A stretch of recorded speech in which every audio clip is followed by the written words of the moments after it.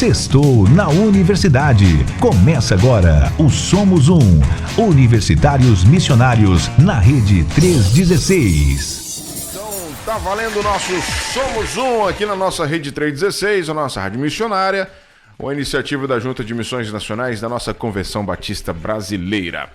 Gente, o assunto de hoje, o tema é profissão ou ministério, como escolher. Pastor Marcelo já está aqui pronto para poder responder algumas perguntas para a gente.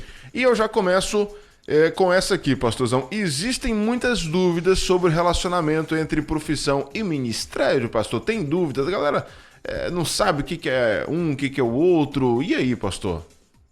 Sim, pastor Nayan, tem muitas dúvidas sobre isso. E foram essas dúvidas da rapaziada, essas dúvidas do pessoal universitário que me levaram a escolher esse tema para a gente conversar sobre o dia de hoje, né? Você sabe, talvez o nosso ouvinte que esteja chegando agora vai saber que o projeto Somos Um é uma iniciativa da Junta de Missões Nacionais para equipar e preparar e motivar o universitário cristão a ele fazer discípulo na universidade, a ele ganhar os seus colegas para Jesus, a ele se manter firme contra as acusações, as tentações e os desvios e ter uma cosmovisão cristã.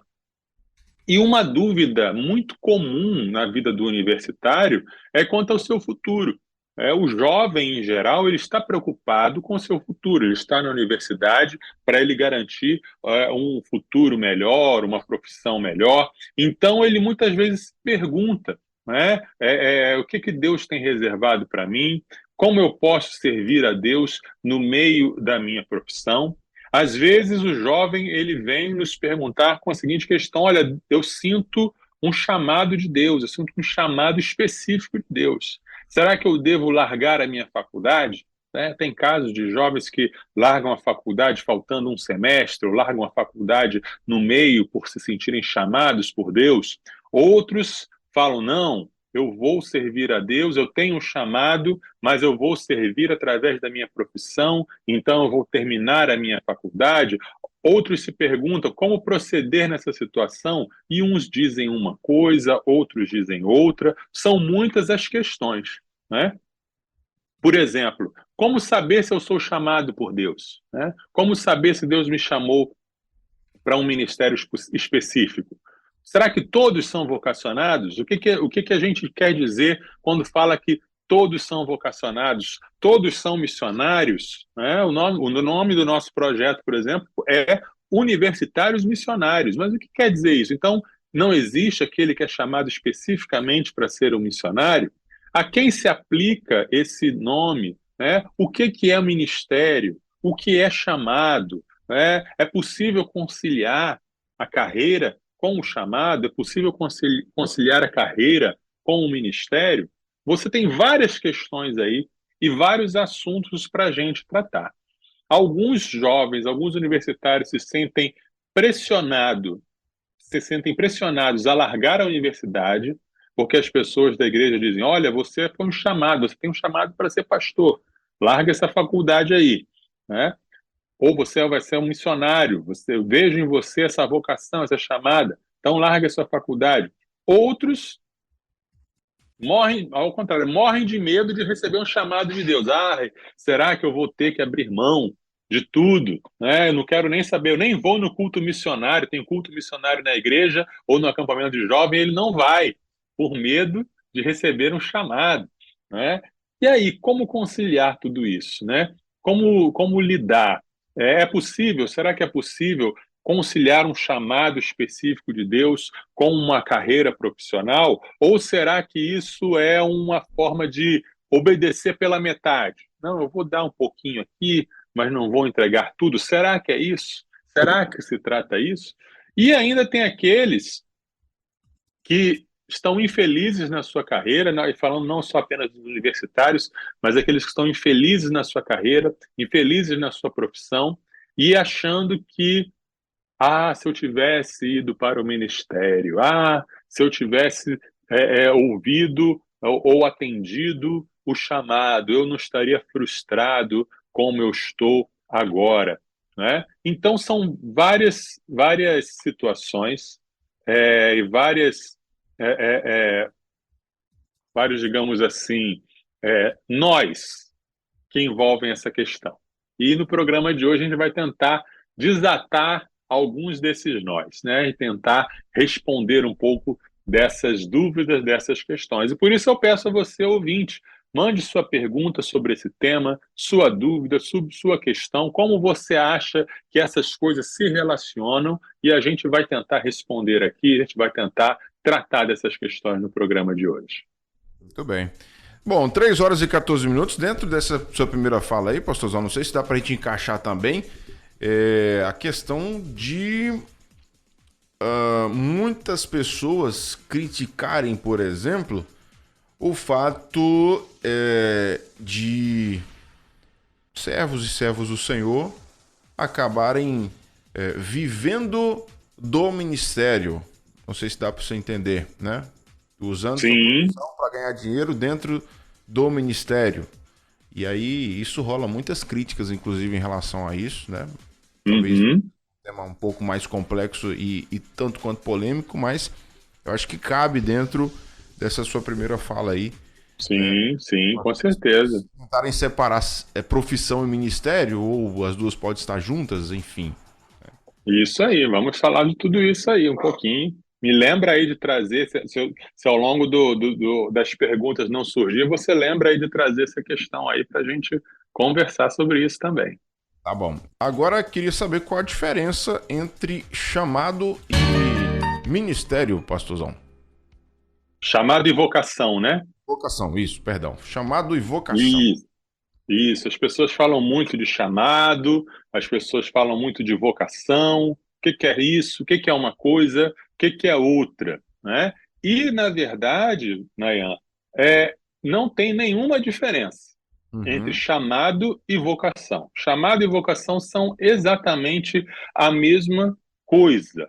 A palavra vocação vem do latim vocare, que significa justamente chamar, né? É daí que a gente tem, por exemplo, a palavra invocar em português. Quando a gente fala invoque a Jesus para ser salvo, significa chame o nome de Jesus, né? Quando a gente tem quando a gente aprende nas aulas de português o vocativo, que é fulano, vem aqui, vocativo, de vocar, de chamar.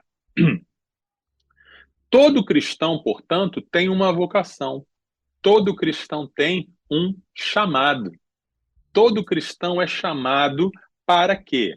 Para uma vida de santidade, de testemunho e de serviço. Vou ler alguns textos que falam sobre essa chamada ou essa vocação do povo de Deus. Êxodo 19, versículos 5 e 6, nos dizem o seguinte: Agora, pois, se ouvirem atentamente a minha voz e guardarem a minha aliança, vocês serão a minha propriedade peculiar dentre todos os povos, porque toda a terra é minha. E vocês serão para mim um reino de sacerdotes e uma nação santa. São estas as palavras que você falará aos filhos de Israel. Então, lá no Antigo Testamento, na Antiga Aliança, a gente vê Deus chamando um povo para um relacionamento especial, porque toda a terra pertence ao Senhor, mas ele escolheu um povo para ser uma propriedade especial dele, para ser uma nação santa. E essa chamada, ela é repetida na Nova Aliança, repetida no Novo Testamento. 1 Pedro 2:9. Vocês, porém, são geração eleita, sacerdócio real, nação santa, povo de propriedade exclusiva de Deus, a fim de proclamar as virtudes daquele que os chamou das trevas para a sua maravilhosa luz. Então, a gente vê aqui que todo o povo de Deus é chamado, todo o povo de Deus é convocado e tem uma vocação no mundo, uma vocação para fazer diferença no mundo, para ser luz, para ser uma nação sacerdotal, para ser um povo santo. E a gente vê também em 2 Timóteo 1:9, o texto bíblico nos fala da seguinte maneira: 2 Timóteo 1:9.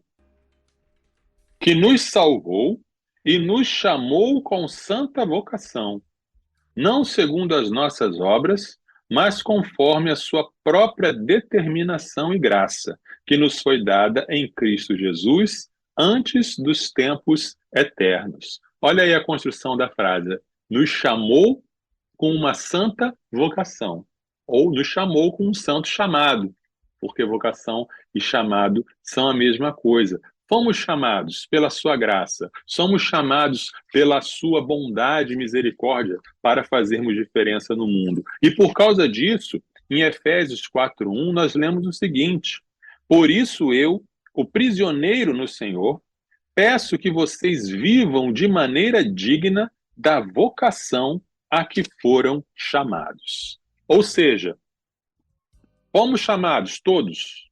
Você aceitou Jesus, você é de Jesus, você é chamado. Por isso, você deve viver de acordo com essa vocação. Por isso, você deve viver uma vida de santidade. Por isso, você deve viver uma vida de testemunho. Por isso, você deve viver uma vida de serviço. Esse conceito é muito importante para a gente tirar uma ideia muito errada que havia antigamente nas igrejas. Era a distinção entre o crente comum e o crente consagrado.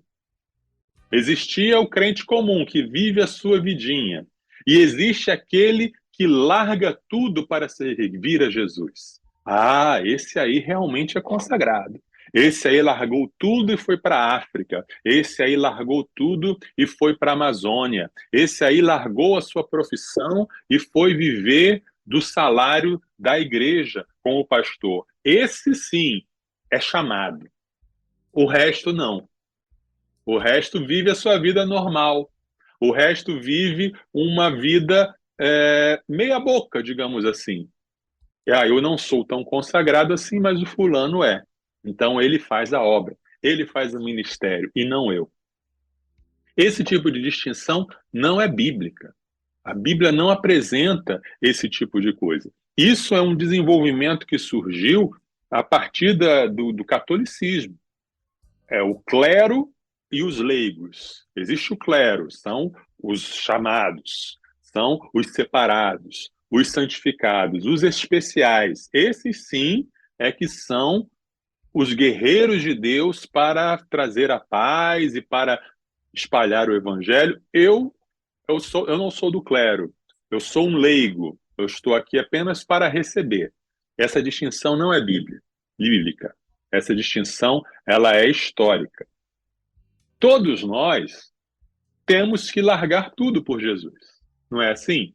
Todos nós, em algum momento da nossa vida, quando Jesus bate na nossa porta, o Espírito Santo nos convence do pecado, recebemos um chamado para largar tudo. Recebemos um chamado para dizer: Jesus, não mais eu, mas o Senhor que vive em mim.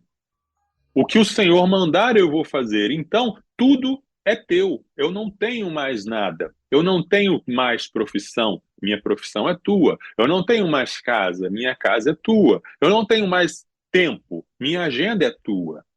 Isso se configura a conversão. Isso se configura você se arrepender de uma vida centrada no eu e passar a ter uma vida centrada em Jesus. Essa é a chamada. Quem não entendeu isso ainda não se converteu. Quem ainda não entregou completamente ao controle da sua vida para Jesus, quem não tem Jesus como Senhor, ainda não recebeu o chamado, que é o chamado à conversão, que é o chamado a ser servo de Deus, povo de Deus. Se você é salvo, não existe o não Senhor. É uma frase impossível de você dizer não Senhor, porque se você diz não, ele não é o seu Senhor. E se ele é o seu Senhor, você não vai dizer não. E aí, pouco importa se o seu Senhor vai dar a ordem de você ir ou ficar. O importante é a sua obediência e a sua disposição para servir. Na história, por exemplo, do endemoniado gadareno, Jesus expulsa a legião que havia nele, ele fica bem, e aí quando Jesus está indo embora, ele pede para ir embora com Jesus, porque ele queria largar sua família, largar tudo para ir com Jesus. E o texto diz assim, Jesus falou para ele, o homem de quem tinham saído os demônios lhe pediu que o deixasse estar com ele. Jesus, porém, o despediu dizendo, volte para sua casa e conte tudo o que Deus fez por você. Então ele foi, proclamando por toda a cidade o que Jesus lhe tinha feito. Então a questão, Nayan, não é se eu vou ou se eu não vou. Não é se eu permaneço na faculdade ou se eu não permaneço na faculdade. Não é em que eu vou trabalhar, se eu vou trabalhar na igreja, se eu vou trabalhar fora da igreja. A questão é, Jesus é o meu Senhor. E eu estou disponível nas mãos dele para ele me mandar para onde ele quiser. E para ele fazer na minha vida aquilo que ele quiser. A pessoa que não entendeu isso, ainda não entendeu o que é discipulado, ainda não entendeu o que é seguir a Jesus. Estou claro até aqui? Isso é uma base para a gente construir em cima, é o alicerce para a gente construir outros raciocínios em cima. Dentro dessa ideia, uma profissão também é um chamado de Deus. Uma profissão também é uma vocação. O mesmo Deus que concede os dons espirituais para manifestar sua glória e edificar a sua igreja, ele também concede aptidões, gostos e habilidades. E ele concede isso para todas as pessoas, não só para os salvos. Você vê pessoas talentosas sem terem o Espírito Santo, porque é um dom natural, um talento natural. Essas aptidões, essas habilidades, esses gostos também são para a glória de Deus. E o lugar da gente servir a Deus não é só na igreja. Não é só na igreja que servimos a Deus. Não é só no fim de semana que servimos a Deus. Deus é o Senhor de tudo. Deus é o dono de tudo. Então, onde nós estivermos, estamos servindo a Deus. Não existe essa distinção entre o sagrado e o profano. Isso também é uma característica da Igreja Católica que não encontra respaldo no Novo Testamento. No Novo Testamento, tudo é propriedade de Jesus. Tudo é o teatro da glória de Jesus, onde a luz de Jesus brilha. Tudo pertence a Cristo e a gente deve viver dessa forma para ele. Quando veio a Reforma Protestante do século XVI, foi resgatado esse princípio do sacerdócio universal dos crentes. Os reformadores batiam muito nessa tecla de que todo crente é um sacerdote. Todo crente é alguém que se comunica diretamente com Deus através de Jesus e que traz essa palavra de Deus para as pessoas. Então, não existe essa separação e não existe essa distinção. Certo? Conta-se certa vez, acho que eu já contei essa história, que um sapateiro foi procurar Lutero. E ele perguntou, olha, seu Lutero, eu gosto muito do que você ensina e eu queria saber como eu posso servir a Deus. E aí Lutero perguntou, o que você faz? Qual é a sua profissão? Eu sou um simples sapateiro. Aí Lutero falou, você quer servir a Deus? Então faça os melhores sapatos que você puder e venda-os por um preço justo. Isso é servir a Deus. Ou seja, em cada profissão você pode servir a Deus, se você faz com excelência, se você faz com sentido. Às vezes a gente pensa que a profissão, a verdadeira vocação, são aquelas profissões consideradas mais nobres, médico, engenheiro, advogado. Né? Mas se você é um gari e você limpa a rua e você não deixa nada para trás e você faz o seu trabalho direito, quando vier a chuva, a rua não vai alagar, porque você fez o seu trabalho. Você está fazendo um bem para a comunidade. Se você trabalha numa creche, olha que trabalho importante, cuidar da vida de crianças, né? Dar os primeiros passos da educação para aquela criança.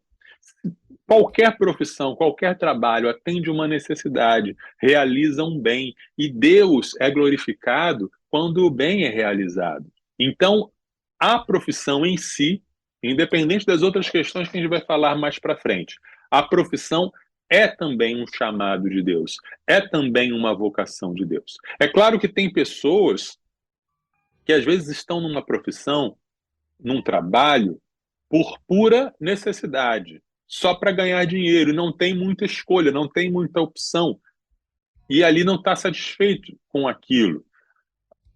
Existem duas opções: procurar enxergar um sentido naquilo que se está fazendo, ou procurar um outro emprego, um outro trabalho. Enquanto não dá para fazer uma coisa ou outra, a gente vai levando, mas é importante encontrar uma saída, ou encontrar um sentido para aquele trabalho, ou encontrar um trabalho que faça sentido dentro da medida do possível. Igual aquele versículo que eu falei sobre a escravidão, né? Não se preocupe com isso, mas havendo possibilidade, salta fora. Havendo possibilidade, encontre a sua liberdade. E mesmo uma coisa importante também é que mesmo quando você está fazendo um trabalho que é a sua vocação, que é a sua chamada, que é a sua aptidão, isso não significa que tudo são flores. Porque mesmo você fazendo o que gosta, vai ter um momento que você vai se cansar, vai ter um momento que você vai se frustrar, vai ter um momento que você vai ter dificuldades com os colegas de trabalho, com o patrão ou com o subordinado, independente disso, porque afinal, desde que Adão saiu do Éden, nós trabalhamos com o suor do nosso rosto. Então, a fadiga, o cansaço fazem parte de qualquer trabalho. A gente não pode cair também nessa ideologia de que o trabalho é a felicidade completa. Ah, eu sou feliz e realizado com o trabalho e tudo são mil maravilhas. Não, não é. O trabalho também envolve esforço, cansaço, frustração e dificuldade, muitas vezes. Isso é importante a gente ter em mente quando a gente pensa nessa questão de vocação, nessa questão de chamado. Beleza, esclarecido. Dito isso, 3 horas e 31 minutos aqui na 316. Antes de ir para a próxima pergunta, né, só mandar um abraço aqui para Edilene, que está acompanhando a gente. Colocou assim: adoro ouvir esse programa. Desejo uma ótima tarde para você, todos os irmãos que escutam a nossa rádio missionária. Edilene, lá da cidade de Picos, né? Lá no Piauí. Ela até mandou uma foto. Um abraço, Edilene. Mandou uma foto com o pastor Pedro Moura, rapaz. Esteve lá na PIB de Picos. Um abraço, minha querida Edilene. Maravilha. Temos também aqui o José Apóstolo Lopes de Oliveira. Ele é da Igreja Assembleia de Deus em Santa Bárbara, estado de São Paulo, bairro Jardim Europa. Obrigado, meu querido José. Deus te abençoe. Deus abençoe. Bem-vindo aqui à nossa Rede 316, viu? O Roger Zengo, boa tarde, pastor Nayan, tudo na paz? Sobre o tema de hoje, relembro a célebre frase do Charles Spurgeon: para um homem que vive para Deus, nada é secular, tudo é sagrado. Interessante isso aí. Beleza de frase, vou anotar e vou usar. Pode. Aliás, você nunca mais falou de C.S. Lewis, tá? Vou te cobrar de novo. Vou te cobrar de novo. Mas espera que ele vai aparecer. Na hora certa ele aparece. Beleza, o João Marcos acabou de chegar também aqui. Boa tarde, João Marcos. Bem-vindo à nossa programação, meu irmão. João Marcos lá da PIB de Juruti, no estado do Pará, acompanhando aqui o nosso bate-papo no Somos Um de hoje. Bom, vamos seguir. Abração. Nós temos aqui mais perguntas para o pastor Marcelo, 3 horas e 32 minutos. Pastorzão, é o seguinte, a próxima pergunta de hoje é essa aqui. Eu queria saber do senhor, cadê aqui, ó? Além desse chamado geral, né, que o senhor já explanou aí pra gente, alguns são chamados de maneira específica, pastor Marcelo? Sem dúvida, sem dúvida. Alguns cristãos, alguns do povo de Deus, são chamados de uma maneira específica e especial, e a gente não pode perder isso de vista. Senão a gente fica só na teologia do chamado geral, todos são vocacionados e todos são chamados, e ponto. Mas há mais a dizer sobre isso. Há mais a dizer sobre isso. Por exemplo, em Gênesis 12, 1 e 2, o Senhor disse a Abrão: sai da tua terra, da sua parentela e da casa do seu pai, e vá para a terra que lhe mostrarei. Farei de você uma grande nação, e o abençoarei, e engrandecerei o seu nome. Seja uma bênção. Então, a chamada de Abrão, que depois se tornaria Abraão, uma chamada bem específica. Deus falou com ele, deu ordens específicas para ele, fez promessas específicas para ele, e ele foi e ele obedeceu. Se ele tivesse permanecido lá em Ur dos Caldeus, o mundo não seria o que é hoje. Então, o chamado específico de Deus na vida de Abrão. Outro personagem que teve uma chamada específica, uma vocação específica em sua vida foi Moisés. Êxodo 3, de 10 a 14. Agora venha, e eu o enviarei a Faraó, para que você tire do Egito o meu povo, os filhos de Israel. Então Moisés perguntou a Deus: quem sou eu para ir a Faraó e tirar do Egito os filhos de Israel? Deus respondeu: eu estarei com você, e este será o sinal de que eu o enviei. Depois que você tiver tirado o povo do Egito, vocês adorarão a Deus neste monte. Moisés disse para Deus: eis que, quando eu for falar com os filhos de Israel e lhes disser, o Deus dos seus pais me enviou a vocês, eles vão perguntar, qual é o nome dele? Então, o que lhes direi? Deus disse a Moisés, eu sou o que sou. Disse mais, assim você dirá aos filhos de Israel, eu sou, me enviou a vocês. Deus aparece para Moisés, dá umas ordens específicas, explica de maneira bem específica o que ele deveria fazer, o que Deus ia fazer na vida dele, e Deus se identifica a Moisés. Deus diz, eu sou o que sou. Deus, ele de maneira muito clara, mostra quem é, fala quem é e dá a chamada específica para Moisés. Um outro personagem muito famoso pela história do seu chamado é Gideão. Juízes capítulo 6, de 14 a 17.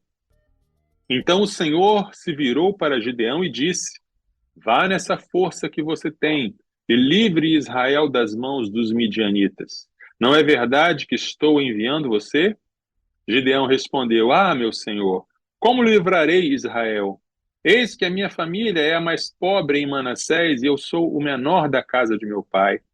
Mas o Senhor disse, já que eu estou ao seu lado, você derrotará os midianitas como se fossem um só homem. Gideão respondeu, se de fato encontrei favor aos teus olhos, dá-me um sinal de que és tu, Senhor, que estás falando comigo. E aí seguem todas aquelas provas, aquelas exigências, digamos assim, que Gideão faz para confirmar mesmo se era Deus falando com ele. Gideão não se conformava não, pedia um sinal, depois pedia outro, depois pedia outro, para vencer a hesitação que ele tinha em receber ao chamado que ele recebeu. Isaías, capítulo 6, versículos 1, 5 e 8. No ano da morte do rei Uzias, eu vi o Senhor assentado sobre um alto e sublime trono, e as abas de suas vestes enchiam o templo. Então eu disse, ai de mim, estou perdido, porque sou homem de lábios impuros, e habito no meio de um povo de lábios impuros, e os meus olhos viram o Rei, o Senhor dos exércitos. Depois disto ouvi a voz do Senhor que dizia, a quem enviarei? E quem há de ir por nós? Eu respondi, eis-me aqui, envia-me a mim. História muito bonita desse chamado de Isaías. Ele vê a glória de Deus, ele se humilha diante da glória de Deus porque ele reconhece o seu próprio pecado, ele recebe a purificação simbolizada ali da brasa tirada do altar, e ao ouvir Deus perguntando quem iria, ele se coloca.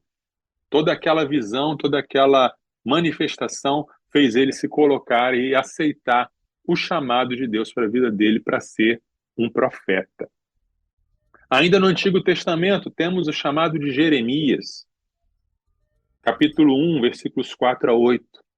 A palavra do Senhor veio a mim dizendo, antes de formá-lo no ventre materno, eu já o conhecia. E antes de você nascer, eu o consagrei e constituí profeta às nações. Então eu disse, Senhor Deus, eis que não sei falar, porque não passo de uma criança. Mas o Senhor me disse: não diga não passe de uma criança, porque a todos a quem eu o enviar você irá, e tudo que eu lhe ordenar você falará. Não tenha medo de ninguém, porque eu estou com você para livrá-lo, diz o Senhor.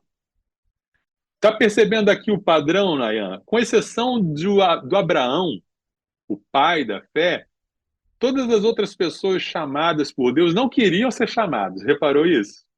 Todos criaram, todos deram desculpas e todos tentaram fugir e todos ficaram com medo e todos diziam: não, isso não é para mim, não. Que isso? Não, isso é grande demais, isso é muito para a minha vida, eu não tenho capacidade. E aí Deus tem que fortalecer, Deus tem que intervir, Deus tem que dizer: eu estarei contigo, eu vou te livrar, eu vou te dar vitória. A gente vê um padrão se formando no seguinte sentido: Deus fala de maneira inequívoca, é Deus que está falando, e a pessoa que ouve não tem dúvida de que Deus está falando. Nem sempre esse falar tem a ver com o desejo da pessoa, muitas vezes não. E a pessoa tem que render a sua vontade à vontade de Deus, e tem que se dobrar muitas vezes até com medo diante do que Deus tem para fazer. Temos também a última referência que a gente vai fazer do Antigo Testamento, Amós. Lá no capítulo 7, versículos 14 e 15, Amós respondeu e disse a Amazias: eu não sou profeta, nem discípulo de profeta. Eu cuido de gado e colho sicômoros. Mas o Senhor me tirou do trabalho de andar atrás do gado e me disse: vá e profetize ao meu povo de Israel. O padrão está aí. A pessoa estava lá, Amós estava lá cuidando do gado, e Deus o tirou do gado. Deus falou com ele. Deus disse: eu tenho uma missão para você. Sai daí desse rebanho e vai profetizar. Passando para o Novo Testamento, temos os exemplos famosos dos pescadores: Pedro, Tiago, André e João, lá em Mateus, capítulo 4, de 18 a 22. Caminhando junto ao mar da Galileia, Jesus viu dois irmãos, Simão, chamado Pedro, e André. Eles lançavam as redes ao mar porque eram pescadores. Jesus lhes disse: venham comigo, e eu os farei pescadores de gente. Então eles deixaram imediatamente as redes e o seguiram. Pouco mais adiante, Jesus viu outros dois irmãos, Tiago, filho de Zebedeu, e João, o irmão dele. Eles estavam no barco em companhia de seu pai, consertando as redes, e Jesus os chamou. Então eles, no mesmo instante, deixaram o barco e seu pai e seguiram Jesus. Também, na história ali do chamado dos discípulos, como não lembrar de Levi, também chamado de Mateus.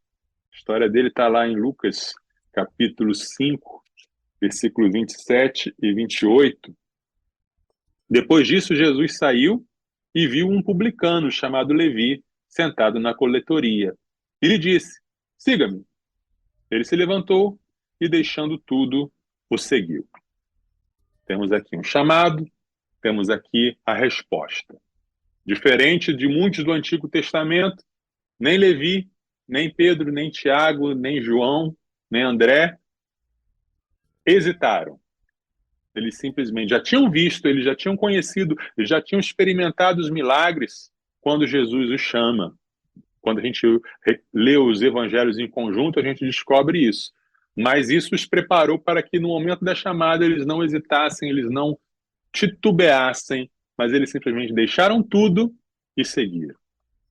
Temos que falar também de Paulo, chamado dele tão espetacular, tão fora do comum, aquela luz que o derrubou, que o deixou cego, mas Paulo precisava desse tratamento de choque, senão ele não se converteria. E aí Jesus fala para Ananias: olha, eu vou mostrar para ele o quanto ele vai sofrer em meu nome. Paulo descobre então que ele foi escolhido como Jeremias, como Moisés, como Sansão, como outros, lá do ventre da mãe, para essa missão que ele tinha. E ele vai, então, e muda radicalmente de vida. Ele segue, então, esse chamado, segue, então, essa vocação. Na igreja de Antioquia, Atos capítulo 13, versículos 1 a 3, havia na igreja de Antioquia profetas e mestres: Barnabé, Simeão, chamado Níger, Lúcio de Cirene, Manaém, que tinha sido criado com Herodes, o tetrarca, e Saulo. Enquanto eles estavam adorando o Senhor e jejuando, o Espírito Santo disse: Separem-me agora Barnabé e Saulo para a obra a que os tenho chamado. Então, jejuando e orando e impondo as mãos sobre eles, os despediram. Repare aqui, Nayan, na igreja de Antioquia tinha uma equipe pastoral muito forte, uma equipe pastoral muito boa, trabalhando muito bem. E aí o Espírito Santo chama 2 desses 5. Ele não chama os 5. Nem todo mundo recebe a mesma chamada. Nem todo mundo recebe a mesma vocação. Ele chama 2 desses 5. E diz: separem-me, Paulo e Barnabé, para a obra a que os tenho chamado. O que é que a gente tem em comum em todas essas histórias? Primeiro, uma comunicação direta e concreta, digamos assim, uma comunicação inequívoca, sem deixar dúvidas, da parte de Deus.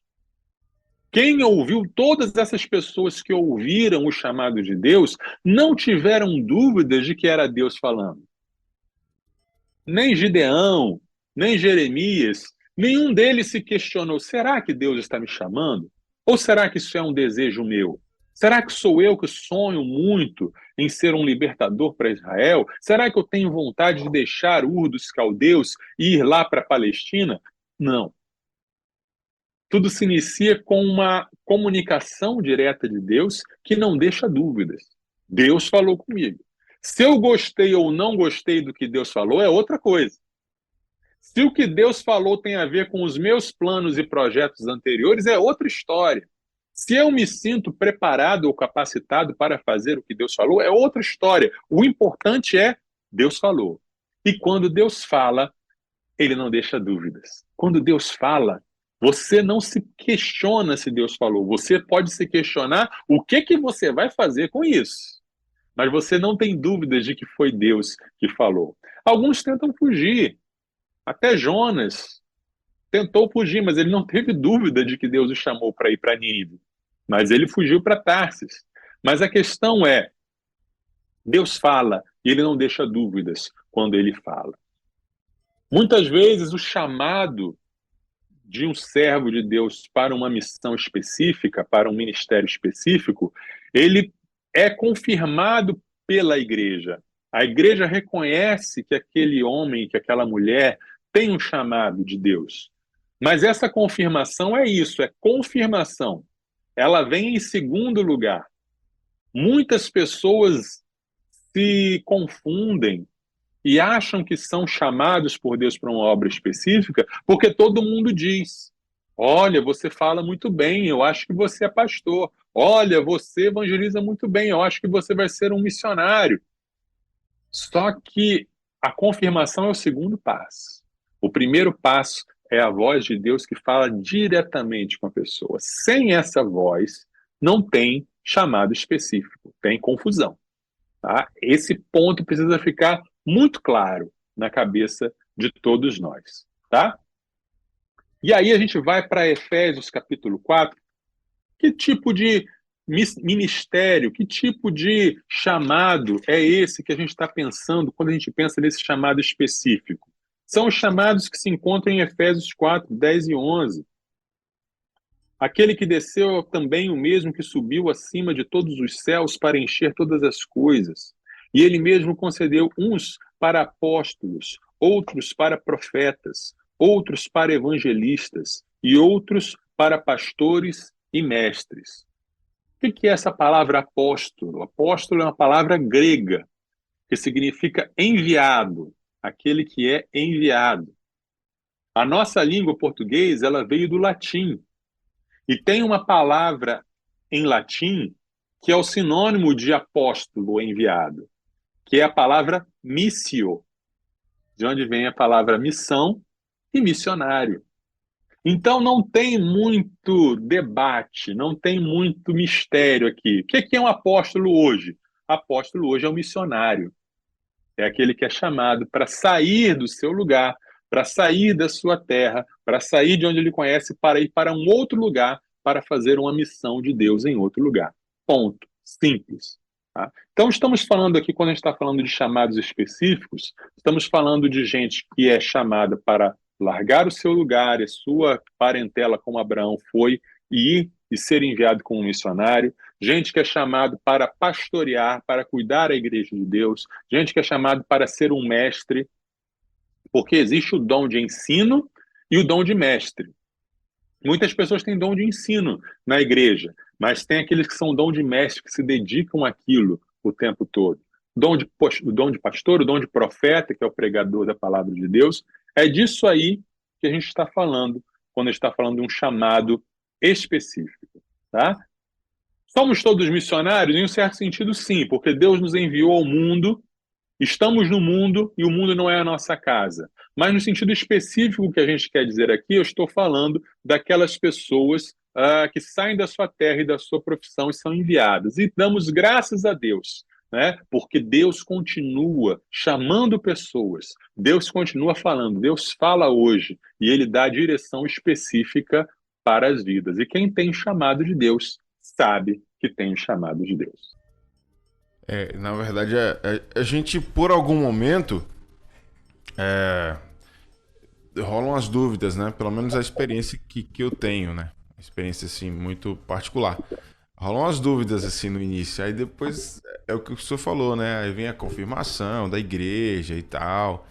E as coisas vão acontecendo. Quando você diz, eis-me aqui, Senhor, né? Quando você se coloca à disposição, que você aceita o chamado, igual o senhor acabou de citar a situação de Levi, por exemplo, Mateus. Uhum. Aí, meu irmão, né? Você diz sim pro Senhor na hora e o resto é com ele. Ele vai te capacitando, Isso. vai te mostrando, e você vai tendo a certeza de que, fato, aquilo ali foi Deus que te chamou para fazer. Muito legal. Isso. E o chamado vai se desenrolando na caminhada. Deus raramente, não estou lembrando, mas talvez até tenha acontecido, mas raramente ele dá um mapa completo da estrada para a pessoa. Isso. Ele diz para Abraão, sai da tua terra. Para onde? Sai da tua terra. Eu vou te mostrar. E aí ele peregrinou por lugares que ele nunca conhecia. Jesus girou, vocês vão ser pescadores de gente. Como? Quando? Quantas pessoas a gente vai pescar? Segue-me. Então a gente dá o passo, a gente segue, e esse caminhar, esse chamado vai se desenrolando ao longo do caminho. E aí ele vai direcionando. Vamos ouvir a nossa querida irmã Marta Cabral, que está acompanhando a gente lá em Gandu, na Bahia. Fala, Marta. Boa tarde, Nayan. Boa tarde, Pastor Marcelo. Boa tarde. Os ouvintes da Rede 316. Que tema excelente, né? Que bom é a gente ter esses esclarecimentos, principalmente para aqueles que se sentem confusos, que se sentem culpados. É muito bom a gente ser capacitado, ser instruído e exercer a nossa aptidão, o nosso dom, tendo a consciência de que o que fazemos para Deus. Marta Cabral, direto de Gandu, Bahia. Aqui na Livraria Pão da Vida, viu, Nayan? Ouvindo vocês todo dia. Obrigado, irmã Marta. Glória a Deus, irmã Marta. Isso aí. Bom demais. Servindo aí na livraria, abençoando, servindo, sendo servo de Deus aí na livraria. Perfeito. Tá vendo aí? Pegou a visão, né, irmã Marta? Pegou a visão, né?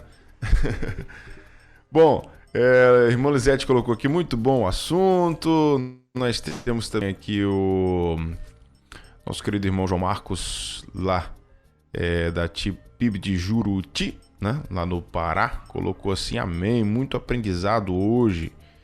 Teve também aqui a participação da... Deixa eu ver, da Maria. Tem áudio dela, então vamos ouvir. Fala, minha irmã. Boa tarde, Rede 316. Eu estou aqui acompanhando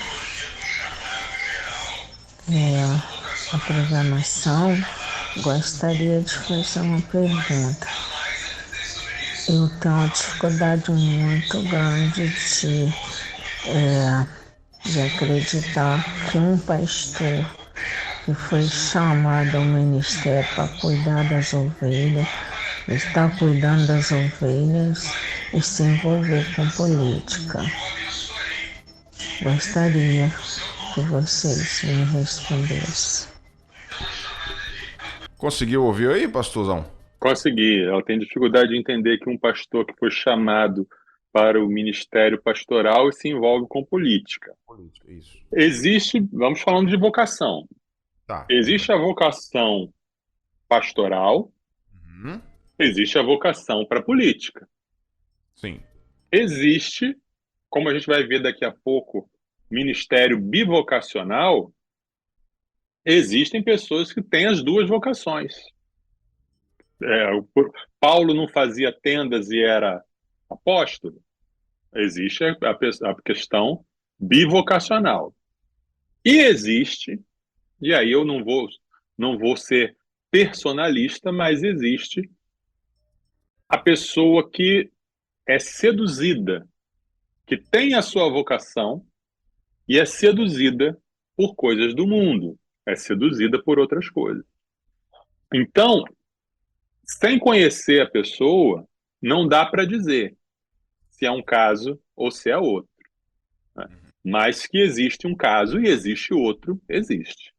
Né? Existem aqueles que abandonam o seu chamado, abandonam o seu ministério por outras coisas, por N motivos, e existem aqueles que têm um chamado de Deus para exercer dois tipos diferentes, dois tipos de carreiras ou dois tipos de vocação. As duas coisas existem. Muito bem. E ainda tem outro tipo. Sim. Tem aquele que está no ministério pastoral e que nunca foi chamado para ser pastor. Que não é o pastor, mas é o mercenário. Então, tem isso também. Tá vendo aí, irmã? Então, na verdade, é porque assim, tem que saber, né? Tem que conhecer a história, a trajetória, né? Para poder dar essa resposta de forma mais precisa para a irmã Maria. Mas, irmã Maria, fica aí claro, né? Que existe, pode acontecer da pessoa ter os dois chamados. E pode acontecer também dela ter um chamado só e querer se envolver em uma outra situação que não é aquilo que Deus a chamou para fazer, né? Então, só quem conhece aí mesmo que pode identificar melhor. Bom, temos aqui também o Wagner, de Recife, Pernambuco. No passado, o próprio Deus chamou os vocacionados. Hoje, Deus fala através da Bíblia como perceber e ter a certeza do chamado hoje. E aí... Ele já emenda uma outra pergunta aqui. Deixa eu responder essa primeiro e depois a gente vai para outra. Sim. Deus fala através da Bíblia e Deus nunca vai contradizer a Bíblia, porque a Bíblia é a revelação de Deus, a palavra de Deus. Mas Deus não fala apenas pela Bíblia, porque Deus é um Deus de comunicação, é um Deus de intimidade, e tem coisas que Deus quer falar com o indivíduo que são só para o indivíduo. Tem coisas que Deus vai falar só para você. Ele não vai dar uma revelação para você dizer, olha, de hoje em diante todo mundo tem que vestir azul. Não, isso não acontece. Mas Deus pode sim falar coisas específicas para a sua vida.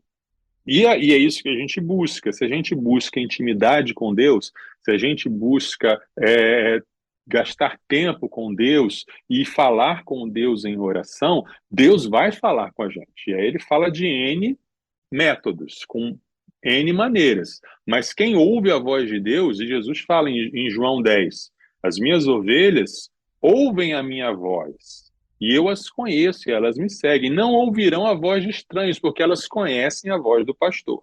Então, Jesus, ele fala através do Espírito Santo, nunca em contraste com a Bíblia, sempre de acordo com a Bíblia, baseado na Bíblia, mas Deus não está limitado às páginas da Bíblia, porque ele tem uma comunicação direta e pessoal com cada filho seu. Então é nessa comunicação direta e pessoal que o Filho de Deus vai saber se Deus o chamou ou não. Tá? Respondendo aí a primeira pergunta. É até um exemplo assim bem prático e bem conhecido. O pastor, o pregador, vai lá para o púlpito. Ele lê um texto da Bíblia. E aí ele destrincha ali 40 minutos, 50 minutos, 1 hora de uma pregação dentro de um livro, de um texto da Bíblia. Quer dizer, ele não ficou preso ao texto, teve coisas além. E aí para um público específico, para uma mensagem para as pessoas que estavam naquele local. Então, é só um... E naquele local, um tirou uma mensagem e outro tirou outra. Ainda tem Um isso. falou, aí. nossa, um fala a mesma mensagem, a mesma pregação. Um vai voltar para casa, que alegria que Deus me dá de consolo, de paz. E outro volta, puxa vida, eu tenho que me acertar nisso aí, porque Deus falou comigo que eu preciso me arrepender de tal coisa. Porque Deus fala de N maneiras. Isso aí. E aí ele já emenda aqui outra, dizendo o seguinte, partindo do pressuposto de que muitos não queriam ir por diversos motivos e Deus os animava, como proceder hoje, pastor? É da mesma forma. É da mesma forma. É Deus que vai chamar, é Deus que vai sustentar, é Deus que vai animar. Da mesma forma que acontece com a conversão. A gente prega, a gente ensina e dá exemplo, mas tem uma hora que o Espírito Santo toca no coração e o pecador abre a porta do coração. Essa hora mágica é a hora em que as duas coisas acontecem. O Espírito tocando e falando e a pessoa se abrindo para a ação do Espírito. Então, da mesma forma acontece com a chamada. Tem muitas histórias de pessoas que passaram anos de sua vida e Deus falando, estou te chamando. Aí a pessoa foge, e a pessoa corre para lá, hesita, mas tem uma hora que ela desiste de fugir e ela se entrega ao chamado. E aí Deus faz a obra. Então é obra de Deus. É obra de Deus na vida da pessoa e a pessoa tem que simplesmente se abrir para essa obra de Deus. Maravilha. 4 horas em ponto, abraçar aqui também o missionário Edel, que acabou de chegar lá de Salvador, da Igreja Assembleia de Deus em Salvador, na Bahia.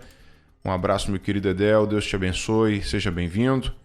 Marta ainda completou aqui, exatamente, muitos que estão no ministério e nitidamente percebemos que não tem chamado, igrejas sofrendo, sem falar nos mercenários claramente visíveis e os mascarados, não cuidam de forma alguma das ovelhas. Isso existe mesmo. Casos assim, vai ter casos assim, infelizmente. Infelizmente. Bom, 4 horas e 1 minuto aqui na nossa rede 316, nós temos... A coisa boa da nossa denominação batista é que nós temos o entendimento de que o governo é congregacional, ou seja, baseado no princípio bíblico do sacerdócio de todos os crentes, a igreja como um todo, a igreja como comunidade, tem a responsabilidade de, havendo esse caso do pastor que não é pastor, do pastor que é missionário, a igreja tem a responsabilidade de tirar esse pastor de cena. Então, não tenha medo disso não, igreja. Não tem essa coisa de, quem tocar no ungido do Senhor vai morrer. Todo mundo é ungido do Senhor. No Novo Testamento, a unção está sobre todo mundo. Então, temos a responsabilidade de cuidar de nós mesmos como rebanho, e se há casos de pastores mercenários, foge com o mercenário, taca fogo no mercenário. Isso é metáfora, tá, gente? Vamos lá. Claro. Bom, de que maneira, pastor, ou de quais maneiras a profissão e o ministério podem se relacionar, pastor Marcelo? Isso. Vou bem rapidinho que o nosso tempo já está estourado. O que é ministério? Ministério é serviço. A palavra ministério significa serviço. Então, quando a gente fala o ministro disso, o ministro aquilo, o ministro daquilo, é aquele que serve naquela determinada área. Não são apenas os pastores e missionários que são ministros, mas todos nós, toda a igreja, todo membro de igreja é um ministro. Aquela pessoa que arruma as cadeiras para o culto começar, aquela pessoa que administra o dinheiro da igreja, aquela pessoa que cuida do berçário da igreja, todos são ministros.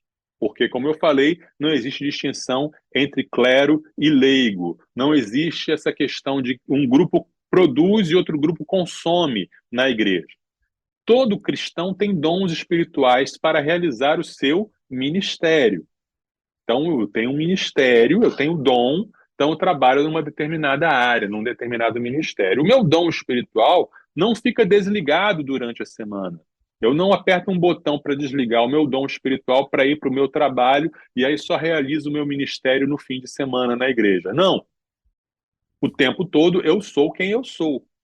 Então, como lidar com essa questão, ministério e profissão? Diversas maneiras. Tem aqueles que largam a profissão para viver do ministério e para viver no ministério. É esse modelo mais tradicional que a gente ouve. Largou tudo e agora vive do ministério, é sustentado pelo ministério. Tem essa visão. Tem aquele que usa a profissão para manter o seu ministério, ou seja, eu trabalho de segunda a sexta na firma, ali é a minha profissão, mas o meu ministério é ensinar os adolescentes na igreja. Esse é o meu ministério. Então, eu sustento o meu ministério, sustento a minha família com a minha profissão, mas o meu ministério acontece na igreja aos domingos. É o chamado membro de igreja normal. Existem aqueles que realizam o seu ministério dentro da profissão. Então, ele, por exemplo, está ali na sua profissão e ele está encorajando, ele está ensinando, ele está evangelizando, desde que isso não atrapalhe o serviço. Não é isso? Então, você não vai parar o serviço para você evangelizar o seu colega de trabalho, porque isso é desonesto, isso não agrada a Deus, mas você usa as suas oportunidades de trabalho, seus intervalos para realizar o seu ministério.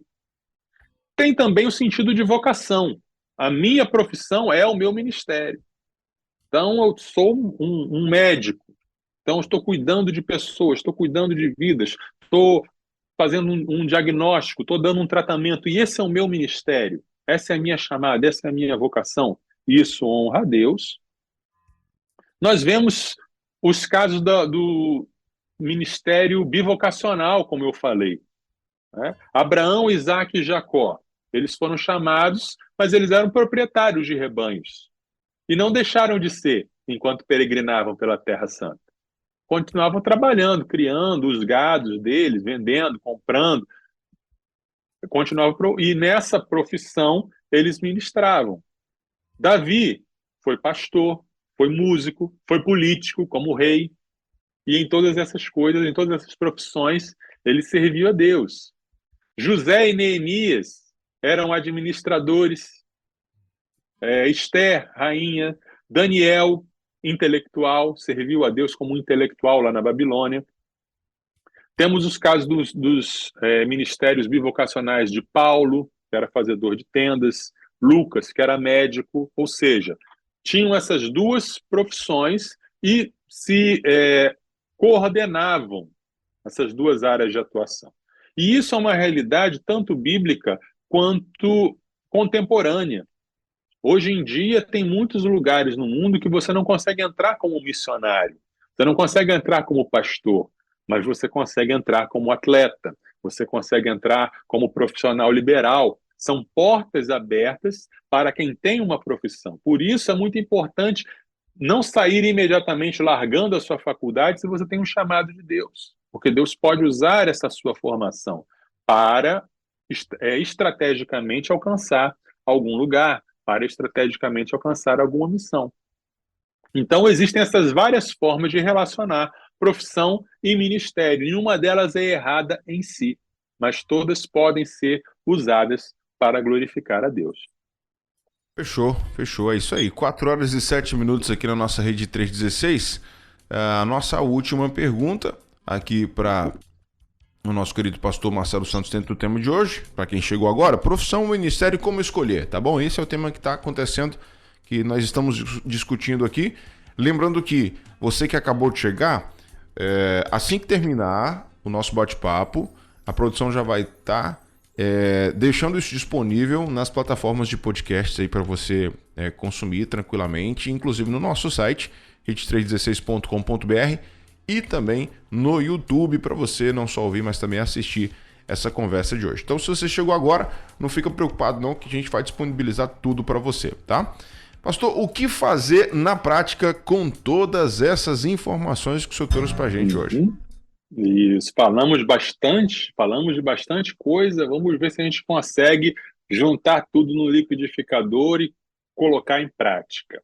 A grande questão, a principal questão, desenvolva intimidade com Deus. Aprenda a ouvir a voz de Jesus. Aprenda a ser guiado pelo Espírito Santo. É Ele que vai levar você para o caminho da chamada, para o caminho da vocação, para o caminho do ministério, para o caminho da profissão. Esse é o grande ponto. Ouça a voz de Deus, aprenda a ter intimidade com Deus. O que não pode acontecer? Uma coisa que não pode acontecer é você usar a boa e saudável teologia da vocação para negar um chamado específico de Deus para você. Ah, não, eu não preciso seguir pelo caminho que Deus está me chamando porque eu sirvo a Deus aqui na minha profissão. Ok, mas Deus está te chamando. Então, o chamado de Deus, ele vai além da teologia da vocação. Outro erro que a gente não pode cometer é a gente ficar se torturando sobre um possível chamado especial e não desfrutar da vocação que Deus já lhe deu. Deus não te chamou, você não sentiu o chamado de Deus, mas todo mundo fica falando que você é chamado e você fica se torturando por isso.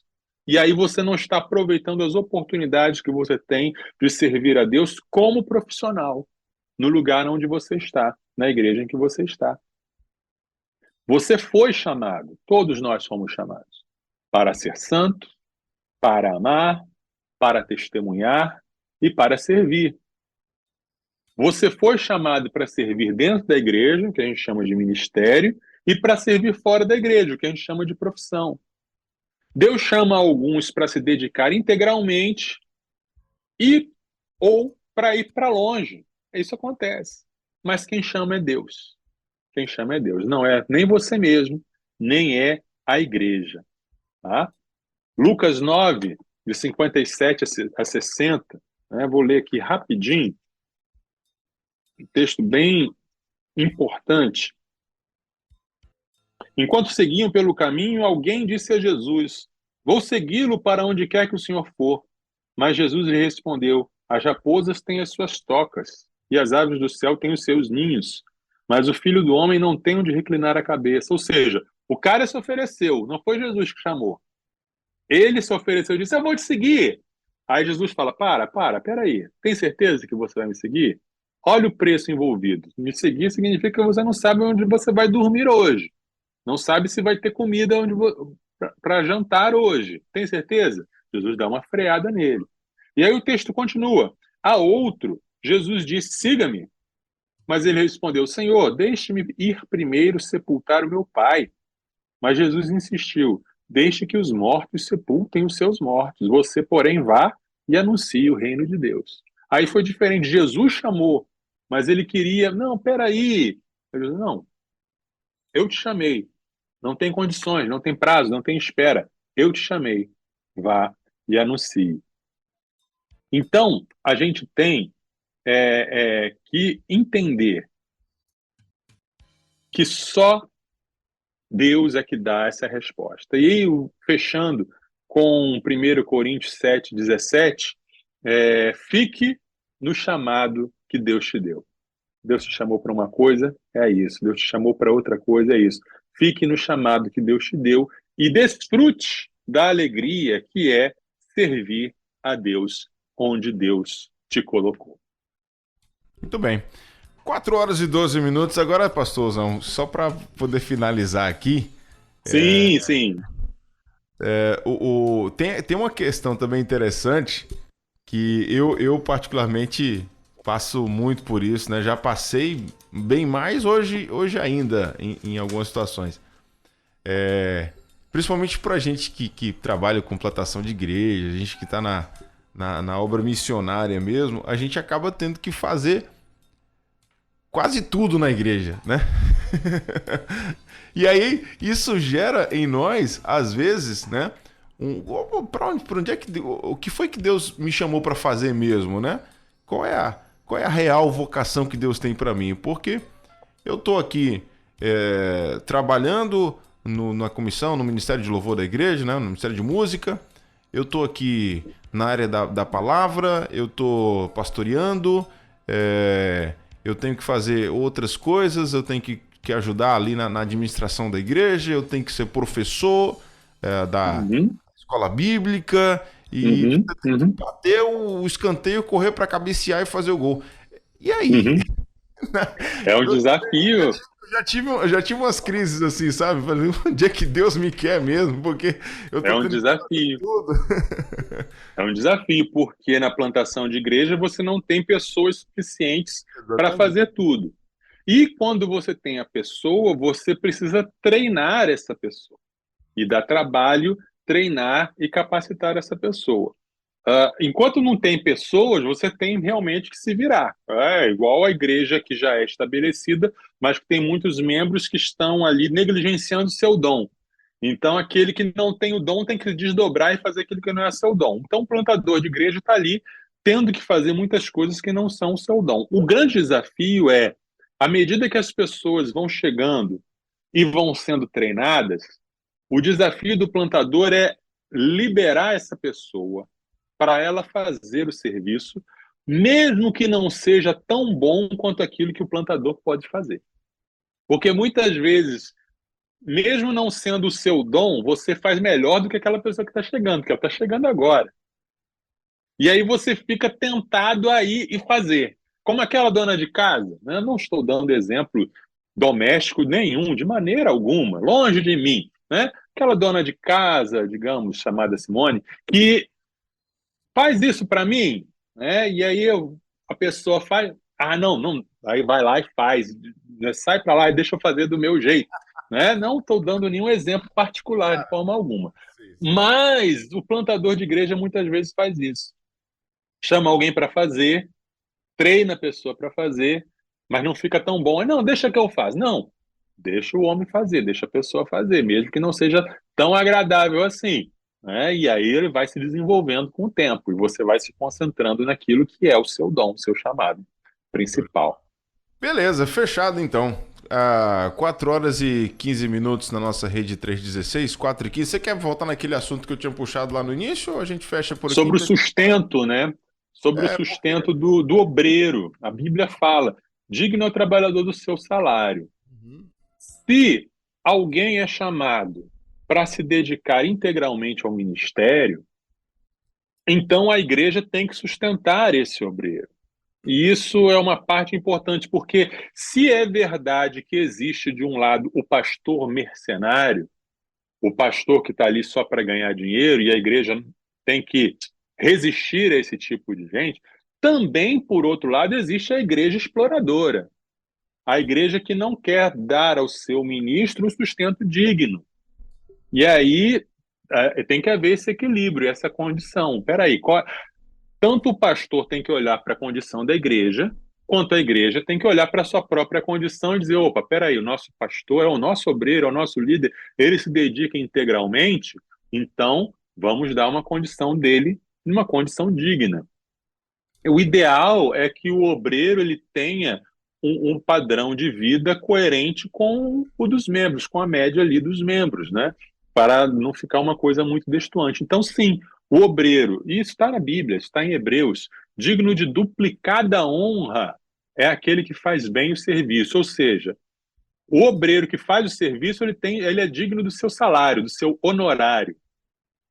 E o que faz bem é digno de duplicado, um salário dobrado, ou seja, ele ganha bem, ele faz bem o que ele faz, então recompensa, sim, digno é o obreiro do seu salário. Não é? E eu fico muito feliz, muito tranquilo em dizer isso, já que eu sou missionário voluntário, né? O meu sustento vem do Estado, do governo, que eu sou capelão das forças do Corpo de Bombeiros, então não estou advogando em causa própria, estou falando aí do princípio da bíblico, né? Para todas as igrejas e todos os obreiros. É isso. Hoje o programa foi longe, hein? 4h20, 4h17.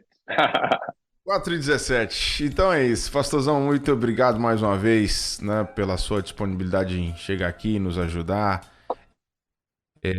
Antes de nos despedir aqui, só registrar mais comentários que chegaram pra gente aqui.